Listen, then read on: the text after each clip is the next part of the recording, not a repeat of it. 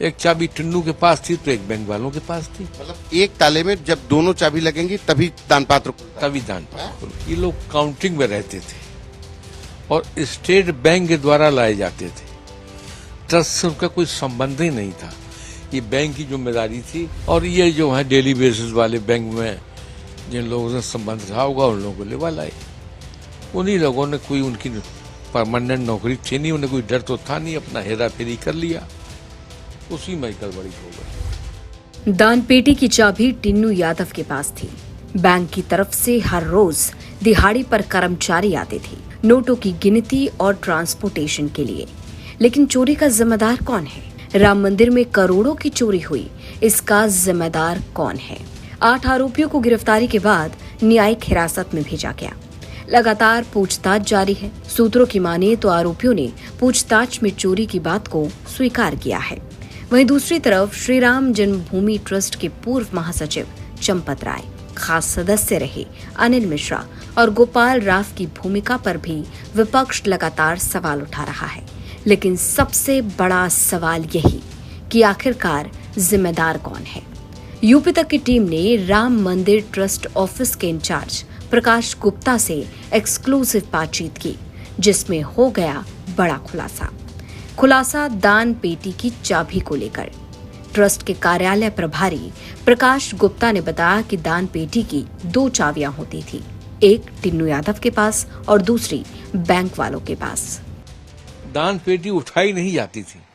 दान पेटियां बड़ी भारी होती थी तो उनकी चाबियां रहती थी वहीं। चाबी किसके पास रहती थी? टिन्नू के पास। चाबियां वहां की टिन्नू के पास। हाँ, वो अंदर की कैंपस की पूरी जिम्मेदारी उसकी थी और दान पात्र भारी थे तो लिहाजा वो वहीं से पैसा निकाल लिया जाता था बक्सों में। स्टेट बैंक के ही कर्मचारी निकालते थे, बक्सों में रखते थे और बक्से फिर काउंटिंग रूम में ले जाकर के उसकी काउंटिंग करते थे। ये सब पूरा काम एसबीआई करती थी। टिन्नू यादव चाबी खोलते थे। हाँ, एसबीआई के पास भी एक ही चाबी रहती थी। दोनों की संयुक्त जिम्मेदारी थी। तो एक दान पेटी में 2 ताले लगते थे कि एक ही ताले में 2 चाबी? क्या रहता था? 2 ताले लगे थे? नहीं, एक ताले की 2 चाबियां होती थी, एक उनके पास एक उनके पास। वो लोग आते थे तो अपना टिन्नू यादव एक अपनी चाबी लगा के, एक वो बैंक वाले लगा के खोल देते थे और पैसा को बक्से में ले जाके अपने दान कक्ष वाले जो काउंटिंग कक्ष था उसमें गिनती करते थे। टिन्नू यादव के ऊपर जब चाबी थी तो टिन्नू यादव इसीलिए गिरफ्तार हुए क्या? टिन्नू यादव की भूमिका कैसे देखते हैं? जब तक बैंक की चाबी नहीं लगेगी तब तक खोलेगा नहीं, क्योंकि डबल लॉक था। एक चाबी टिन्नू के पास थी तो एक बैंक वालों के पास थी। मतलब एक ताले में जब दोनों चाबी लगेंगी तभी दान पात्र खुलता है। तभी दान पात्र तभी खोले।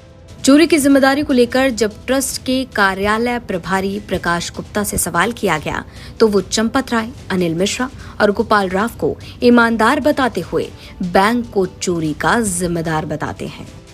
चूंकि गड़बड़ी जो हुई वो दान पेटियों के खुलने पर उसकी गिनती को लोगों ने, जो गिनती में लोग लाते बैंक द्वारा लाए गए, उन लोगों ने कुछ गड़बड़ी जरूर की, जो कि बाद में पकड़े गए। उनके घर पर भी छापे पड़े और वहां भी कुछ पैसा बरामद हुआ। तो अब ट्रस्ट ने स्टेट बैंक की जिम्मेदारी दे दी थी कि वो दान पात्र खोलेंगे, काउंटिंग करेंगे और वहीं स्टेट बैंक ने अपना काउंटर बना दिया था। वहीं लोग गिनती करते थे, वहीं जमा करते थे। अब वो नहीं समझते थे कि अच्छा, स्टेट बैंक ने ये किया कि उनके नियमित कर्मचारी नहीं थे। नियमित कर्मचारी एक आता था और वो आउटसोर्स के लोगों को ले आते थे गिनती के लिए। तो उन लोगों का कोई ना बैंक से लेना देना था, जिस दिन काम किया ते दिन का पैसा पाया।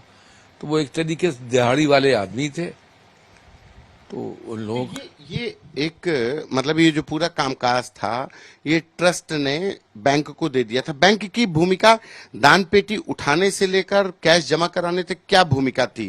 देखिए, बैंक से एग्रीमेंट हुआ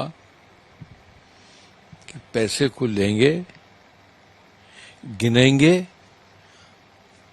और बैंक में जमा करेंगे। ये पूरी जिम्मेदारी बैंक की थी।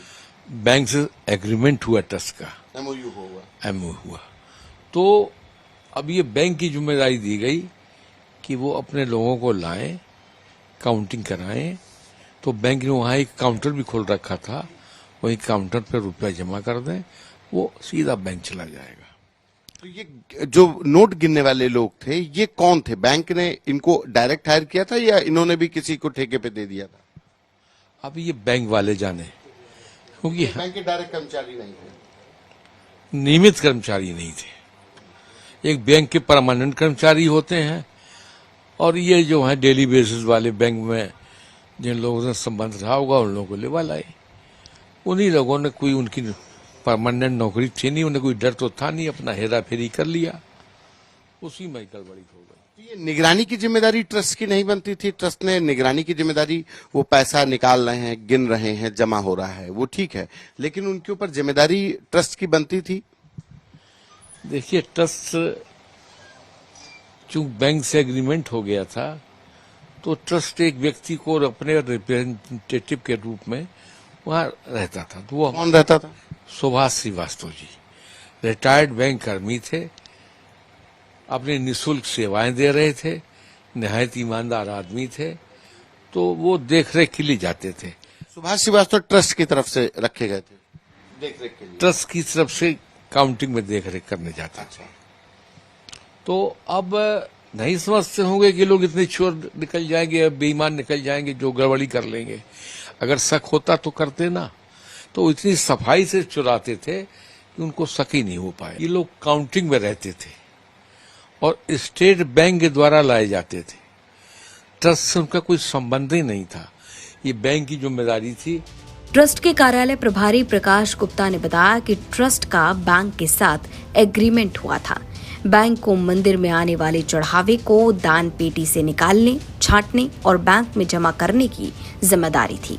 कहा जा रहा है कि बैंक ने बिना किसी वेरिफिकेशन के सिफारिश पर लोगों को रख लिया और वहीं से गड़बड़ी शुरू हुई, यानी सीधा ट्रस्ट की तरफ से बैंक को ही चोरी का जिम्मेदार बताया जा रहा है। वहीं दूसरी तरफ एसआईटी की जांच लगातार जारी है। एसआईटी आरोपियों से पूछताछ कर रही है। कई आरोपियों के ठिकाने से लाखों रुपए भी बरामद हुए हैं। वहीं दूसरी तरफ विपक्ष लगातार सवाल उठा रहा है, आरोप लगा रहा है चंपत राय, अनिल मिश्रा और गोपाल राव की भूमिका पर।